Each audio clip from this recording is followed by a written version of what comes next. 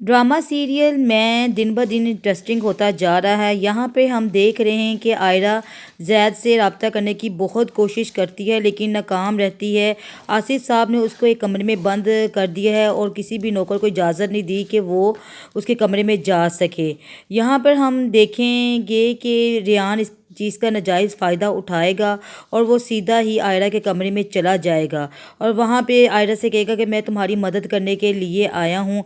लेकिन वो आयरा की मासूमियत का फ़ायदा उठाने की कोशिश करेगा और आयरा चीखती चलाती हुई नीचे भागेगी और रेहान भी उसके पीछे भागेगा ताकि किसी को उसके ऊपर शक ना हो। और आयरा भागती हुई नीचे लाउंज में आएगी, वहाँ उसके पीछे रेहान भी आ जाएगा और दोनों में अच्छा खासा झगड़ा और हाथापाई होगी।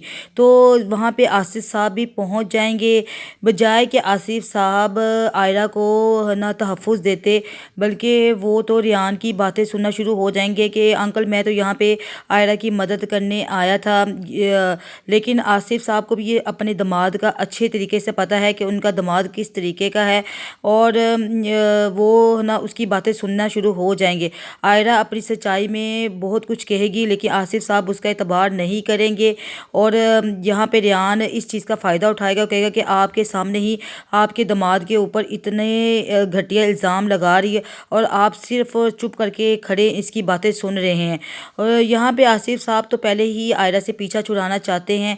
वो तो चाहते यही हैं कि आयरा किसी तरीके से ये घर छोड़ के चले जाए, लेकिन रेहान की इस हरकत से आसिफ साहब का फ़ायदा हो गया। अब वो ज़ैद के सामने आयरा को और भी गंदा करेंगे। वो ज़ैद को कहेंगे इसने रेहान को खुद ही बुलाया है और ख़ुद ही उसके ऊपर इल्ज़ाम लगा रही है। आयरा अपनी सच्चाई में बहुत कुछ कहेगी लेकिन नाकाम रहेगी। लेकिन दूसरी तरफ हम देखेंगे जो मुबशरा है वो तो ज़ैद के करीब से करीब होती चली जा रही है।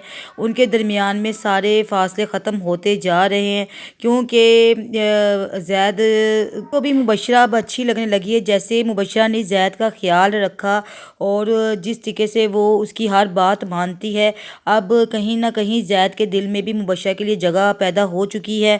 लेकिन बेशक ज़ैद इस चीज़ का इजहार नहीं करता, लेकिन अब ज़ैद को भी मुबशरा अच्छी लगने लग गई है।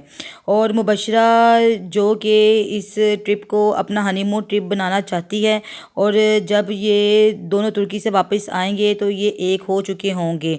और लेकिन हम यहाँ पे देखेंगे कि ज़ैद जब वापस आएगा तो आयरा के लिए मुश्किलात बहुत ज़्यादा खड़ी हो चुकी होंगी। आयरा अपना ना तो दफ़ा कर सकी है और जो कुछ हो रहा है बेशक इसके पीछे आसिफ साहब का ही हाथ है, लेकिन ये आयरा को ही भुगतना पड़ेगा क्योंकि ज़ैद भी अपनी बाप की बातों में आ जाएगा। ज़ैद का बाप अपनी साजिश में कामयाब हो जाएगा और उसको यकीन दिला देगा कि ये एक कैरेक्टरलेस लड़की